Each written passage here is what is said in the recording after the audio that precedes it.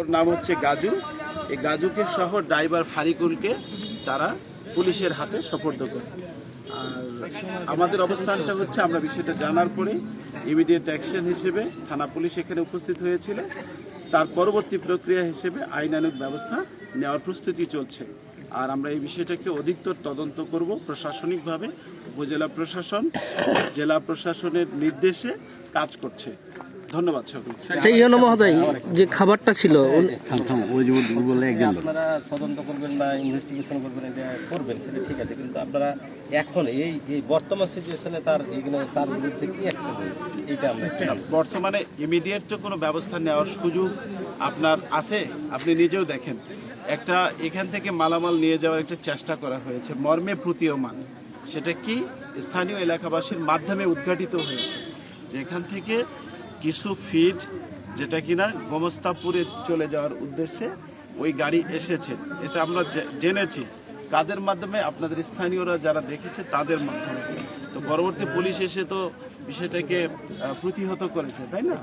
এবং তারা নিয়ে যেতে পারেনি, সফল হয়নি। এবং যে ব্যক্তিরা নিতে আসছিল তাদের দুইজনকে আমরা মানে পুলিশ হেফাজতে নিয়েছি।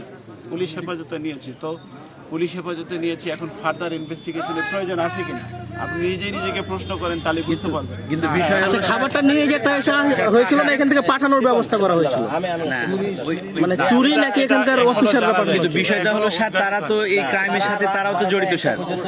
তাদের বিরুদ্ধে কি ব্যবস্থা নেওয়া হচ্ছে বা কি নেবেন? তার যে নাই মানে যে হচ্ছে যে গাড়ির সাথে চালক, তিনি কিন্তু এখানে স্ট্যান্ড সিকিউরিটি দিয়েছে ওসি সাহেবের, তদন্ত ওসি সাহেবের সামনে, যে এই প্রাণী সম্পদ কর্মকর্তা যোগ সাজসে তারা হচ্ছে যে এই মালটা অবশ্যই এদের ডাকার কারণে তারা এখানে এসেছে। প্রাথমিকভাবে প্রতিমান হয়েছে, যেহেতু তিনি রাতে 1টা পর্যন্ত এখানে আমি বুঝতে পেরেছি। দেখেন জরুরি সাহেব, আপনি সঠিক হয়তো বা বলেছেন। ব্যাপারটা এরকম যে আপনার ড্রাইভার স্বীকারোক্তি দিয়েছে, তাই তো? ড্রাইভার স্বীকারোক্তি দিয়েছে, পুলিশ তো তার বিরুদ্ধে ব্যবস্থা নিয়েছে, পুলিশ তো তাকে অ্যারেস্ট করে থানায় নিয়ে গিয়েছে। কিন্তু এটা তদন্ত আপনারা নিজেদেরকে প্রশ্ন করে দেখেন। কিন্তু বিষয়টা হলো প্রমাণ করার ক্ষেত্রে পরবর্তী ইনভেস্টিগেশন প্রয়োজন আছে কিনা। কিন্তু স্যার এইখানে কাকে আটক করা হলো? সে তো স্যার এটার সাথে সরাসরি জড়িত এবং সে তো উপস্থিত ছিলেন, তাহলে তার বিরুদ্ধে কি ব্যবস্থা নেবেন এবং সে এখন কি অবস্থায়? আচ্ছা, সে তো জড়িত স্যার। এটাতে গাড়ি চালক চুরি করতে আসে নাই স্যার, যেহেতু কর্মকর্তারা এখান থেকে পাঠানোর ব্যবস্থা করেছে। কারা কারা জড়িত হলো তারাকে আটক করা হলো না কেন? শুধু ড্রাইভার কেন আটক হলো? তদন্ত সাপেক্ষ কারা কারা এর পিছনে আছে, কারা এটা পরিকল্পনা করেছিল, সবাই কথা বললে আমি তো বলতে পারবো। তো আমরা তদন্ত না করে এই মুহূর্তে বলা কঠিন, কারণ এই মুহূর্তে শুধুমাত্র আমরা পেয়েছি হচ্ছে ড্রাইভারকে, এবং যে কিনা এই মালামালটা নেওয়ার জন্য ড্রাইভারের সাথে এসেছিল সে ব্যক্তি। আপনারা খেয়াল করেন, গাড়িতে কিন্তু মালামাল উঠিয়েছে, গুদাম খুলেছে, কিন্তু মালামাল উঠানোর আগেই এই বিষয়টা থেমে গেছে, তাই না?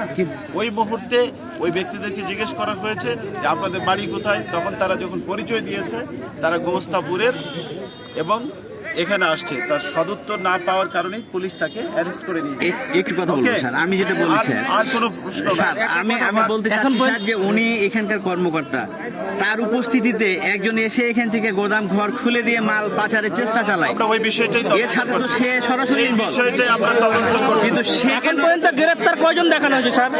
গ্রেফতার দেখানো হয়েছে কয়জন বা আটক? গ্রেফতার না, হ্যাঁ, এই দাঁড়ান বিষয়টা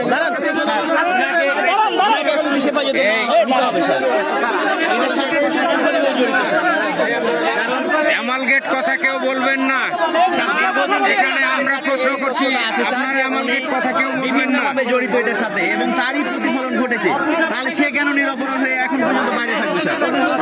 তাকে নিয়ে যাচ্ছে, তার বিরুদ্ধে ব্যবস্থা না হোক স্যার। আমরা তদন্ত করব। আমি আপনাদেরকে বটম লাইন বলি, একটু প্লিজ আপনারা বেশি কথা বললে আমার কথা শুনতে হবে। কেমন কথা কইছে ওরা?